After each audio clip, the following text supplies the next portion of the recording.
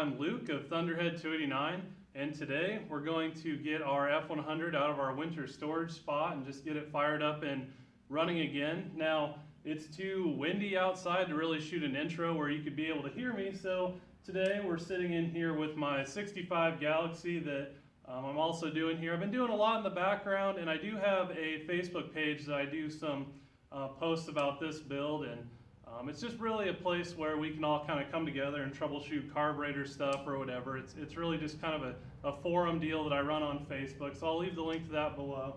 But anyway, we haven't seen the Galaxy since 2015, so if you follow my channel, you're probably familiar with the little Mabco engine.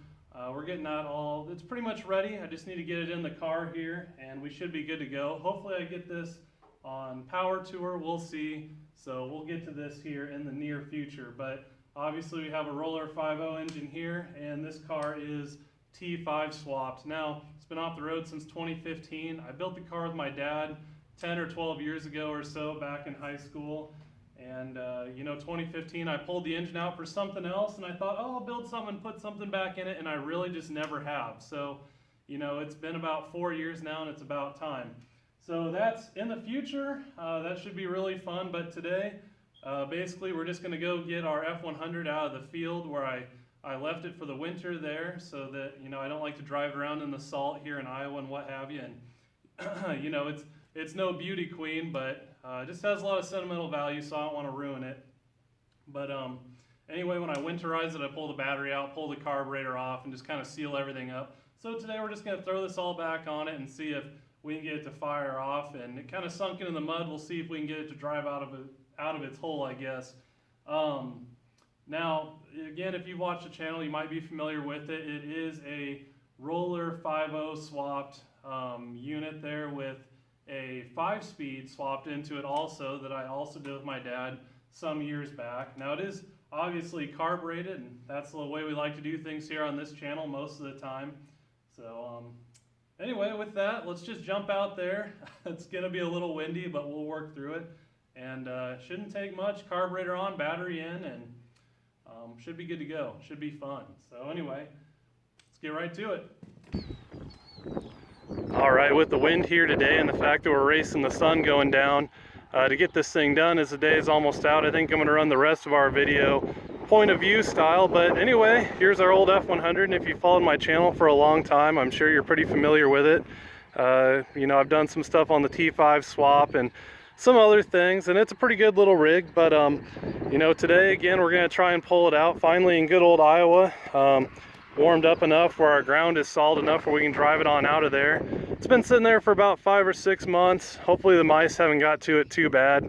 This is really the best place I could find to leave the thing over winter, so fingers crossed here. It doesn't take too much to get it going. It shouldn't be too bad. Throwing the carburetor on, putting the battery in, we should be good to go. So with that, we're just not going to waste any time. We're going to get the hood popped and get to work. All right, looking under the hood here. Now when I winterize stuff, I don't do too much more other than put a little bit of oil down all the cylinders so those stay nice and lubricated. Obviously, as it sits in the winter and the changing of seasons, especially here in Iowa, it gets really humid.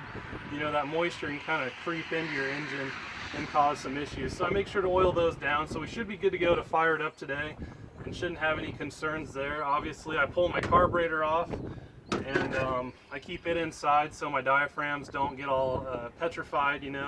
I keep that good and temperature controlled, and then we just cover up our intake, and hopefully the mice haven't decided to make a mouse nest out of this thing. Doesn't look like we have any indication of mice issues. Perfect. So that's always a victory in and of itself. So anyway, not too much today again. We'll get our carburetor thrown on here and our battery in, and got an electric fuel pump, so we should be able to prime that up pretty easy without cranking the engine for hours and hours, and we should be good. So we grab the carburetor and get it thrown on.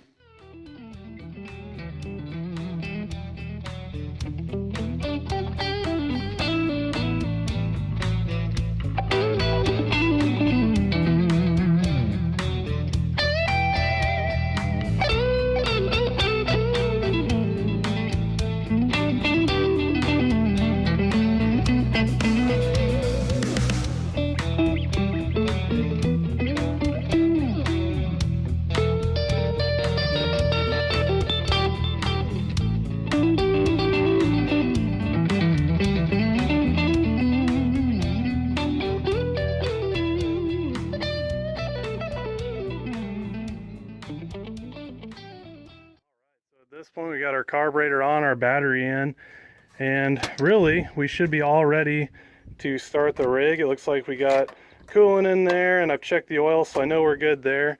And anyway, nothing more than priming the fuel pump up and hitting the key. But one piece that I always like to point out that's always worth a good laugh is the wiring that's in this F100. Now, if you follow my channel for a while, you know I do a lot of this tech stuff.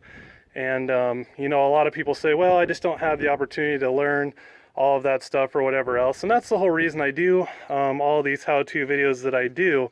But one thing I want to point out is, you know, when I started back in high school, obviously you can see I didn't exactly know what I was doing. And over time, learning through failure and what have you, you know, you kind of figure out the right ways to do things. And, you know, you come across problems, ask for help. And that's just kind of how you learn. So as you can see, you know, everything has a process, and obviously as I went along, I've learned quite a bit more than, you know, I knew when I started out. And this wiring here is just a prime example of that. So in the future, I'll get that corrected. I've meant to correct this for years and years, but it's one of those things that it works. It's really stupid, but it works, and it's a work vehicle, so I've just left it. But anyway, that's always a fun piece. But with that, let's hop up in the cab, see if we can prime up the fuel pump, and just make sure our floats aren't stuck on our carburetor, and go from there. All right, so hopping in the truck here, get our fuel pump primed up, make sure our carburetor, needle and seats are working like they're supposed to. So getting in here, this truck is exactly how I had it in high school, more or less. I've just kind of kept it that way for the nostalgia of it. It's just kind of like a time capsule, but there's all sorts of weird, why would you do this type things, like this really janko radio box that I made out of an old crate that had an engine in it, and I don't know why I put that there instead of in the dash. Some other fun stuff, but pretty much exactly like I had it in high school, more or less, years and years ago. So anyway, I'm sure you can appreciate my key here. But anyway, we're going to turn this on here. Our fuel pump, you can hear it running, is an electric unit again, and it is interlocked with our ignition. But we do have a manual override cutoff. So as you see there, we do have some gas in the tank. We're letting it prime up. Sounds like it's got pressure, so let's go and check that bad boy out. We got a pressure gauge on our carb. We're good there, maintaining about 5 psi. I don't see any fuel coming out of our bowl vents here, so our needle and seat must be doing its job. So I think we're good to roll the engine over, and hopefully we have enough power in our battery to do that. I do have a jump pack if need be, but I left my carburetor settings same as they were, so you know, it should be good and primed up now, and everything should be the same. Now we do have a handy dandy fire extinguisher that I carry with me, just let alone because of all that wiring I did in high school, although it's never caused me an issue. It is pretty janko, but today, playing with fuel and everything, not a bad idea to have along. So just really quick here, these are, let's try that again.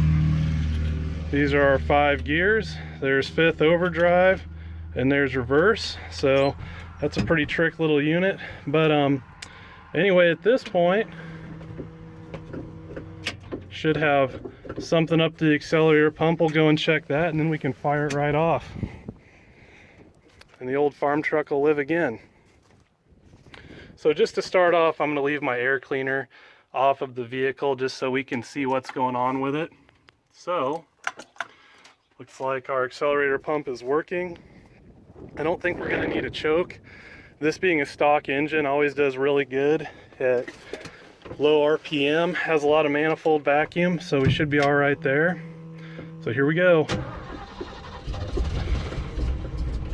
Oh, you can do it. We don't want to do that. Run it too low of RPM. We want to get some RPM and oil pressure in it right away. Got our nice wideband O2 gauge here for all of our nice carb tuning needs.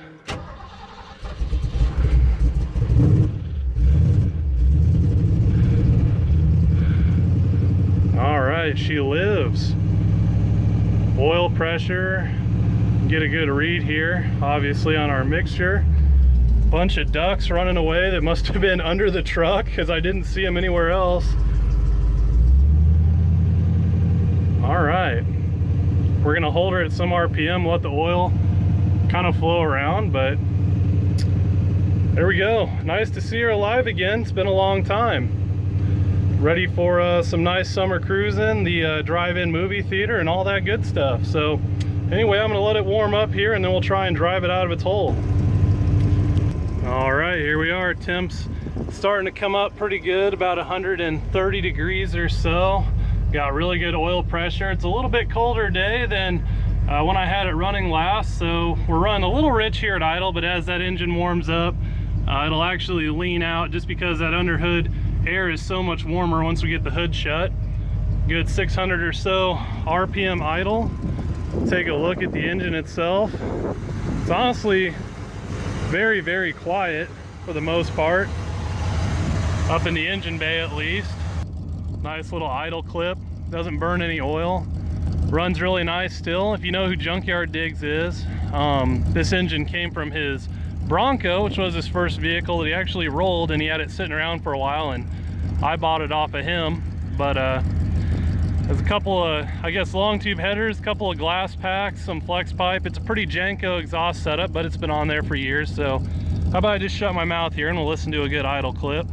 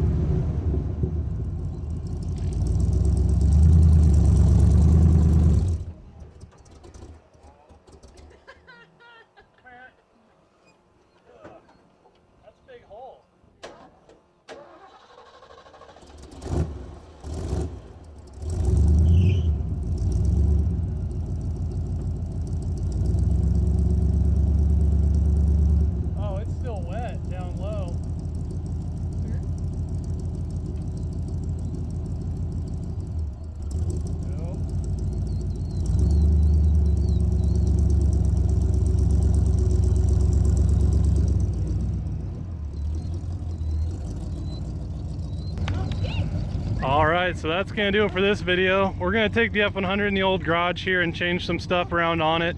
Better radiator, hopefully redo the wiring, and definitely get a different alternator set up on it. I do have a pretty good pulley set up on the engine that we saw at the beginning of the video here, and if you want to check that out, I'll leave a link to that video below. But it's a really good front end setup for the kind of that old school appearance. But with this, we're going to go ahead and throw the 3G alternator on it. And you know, not as appealing looking, but as far as just for a work truck, that should be good. So I think that'll do it for today. Where the sun don't shine on a moonshine still,